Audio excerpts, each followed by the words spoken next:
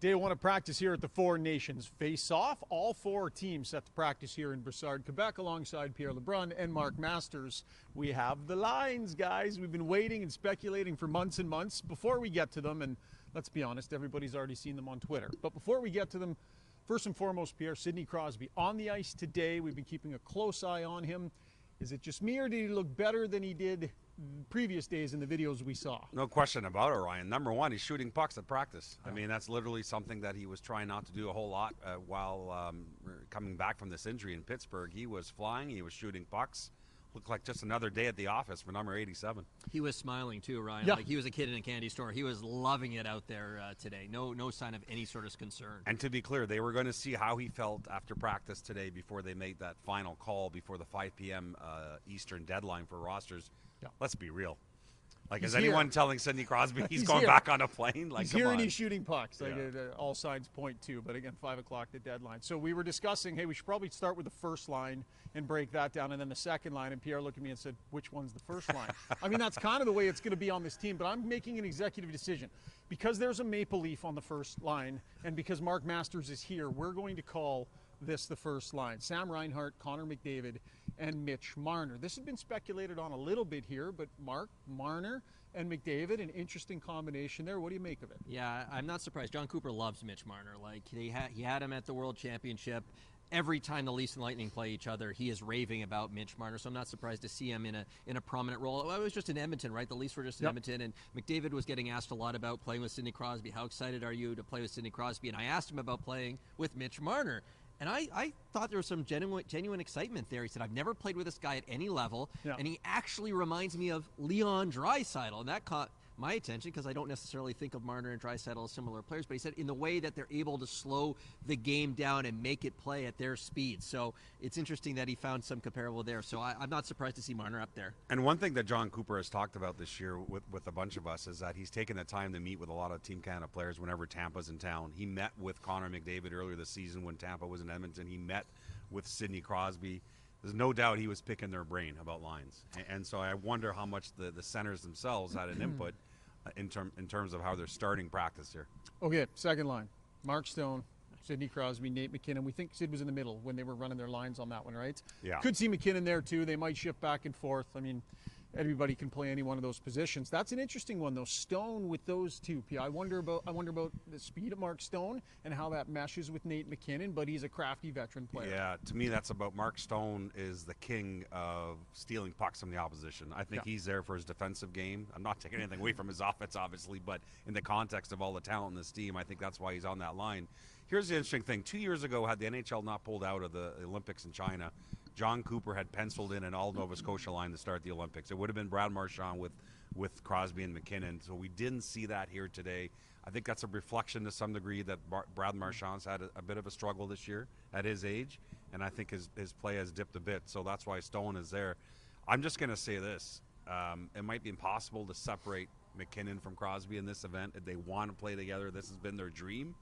But I'm telling you, if Canada's going to win this event, and I don't think they're the favorites, I think Team USA is the team to beat, Nathan MacKinnon and Connor McDavid will end up on a line together by the end of this event. Well, I'm just pumped to see Crosby and MacKinnon together. Like after all the commercials over the there's years. Been a lot of talk. So I'm not surprised they would start with that. They certainly deserve to start together. I'm just saying they're going to have to go with the nuclear option, Ryan, to steal. I'm going to challenge you just a little bit here for fun. Mark, maybe you can be the deciding vote. There's only one puck. Nathan MacKinnon and Connor McDavid are puck transporters. They like grabbing it at the blue line. They like blazing down the ice. Which guy's going to adjust their game? Do you really want both of them having to kind of adjust it a little bit, or do you just throw them out there and let them be themselves and supplement them with other players? I watched the Oilers try and play Taylor Hall and Connor McDavid together, puck transporters. It's not always an easy fit, Pierre, when the style is so similar. Well, good thing Mike Keenan doesn't share your philosophy. I spoke with Mike Keenan on this day, by the way. Oh, you're going to bring out a call. Okay. And here we go, 87 Canada Cup. He kept it as his last play in that 3-game final against the Soviets, putting 66 and 99 on the same line. And when he did that in Game 2, the rest is history. Right. And that's the nuclear option in 87. And the nuclear option, I'm telling you before the end of this event, is the two fastest, greatest players in the game, MacKinnon and McDavid. All right, Mark, you want to break the tie? I'm not so sure. I'm not going to go against Iron Mike Keenan, but I will say I find that what you brought up earlier, Pierre, with Brad Marchand, like in 2016, I was there, we were there. He was amazing at that World Cup, and he's a gamer, so I wouldn't be surprised if he finds his way to move up at some point here. And that connection with Crosby had in Toronto in the World Cup was there. Yeah. And we've covered events internationally before when Sid was earlier on in his career, and finding him the proper line mate took a little bit of doing here and there, right? We were often talking about Pierre, about, they're trying to find the right complement to him. Marchand is one of those guys that fits into those roles. He can mold his game around other people. Stone will be similar. Well, I was just going to say, and Stone and his defensive acumen, who was great internationally with Sidney Crosby was Patrice Bergeron. Yep. And that just always worked at every level for Team Canada between Crosby and Bergeron. Stone, to me, intellectually is that guy on this team. All right, other lines. Jarvis, Point, Marchand, as we talked about. Hagel, Cirelli, and Sam Bennett as well. Travis Konechny was not on the ice because he's sick, so we'll see how the way that bottom six plays out. On the blue line, Makar and Taves together, no surprise there. Josh Morrissey and Colton Parayko, kind of an interesting pairing there, guys. And then Theodore, Doughty, and Sanheim were kind of all splitting time on that third pairing. But an interesting note in that Drew Doughty, I mean, what's his international experience look like? He's deferring his number at this event, Pierre. I guess because he's a latecomer to the roster is probably why it is. And the interesting thing is he jumps right in on, as you said, with Theodore, and that's pretty obvious why. He replaces Alex Pietrangelo, who would have been obviously on the Vegas pairing with Shea Theodore. It makes sense to put Doughty there. They put Doughty on this team not only for his international experience, but because, like Pietrangelo, they see him playing matchup minutes, shutdown minutes.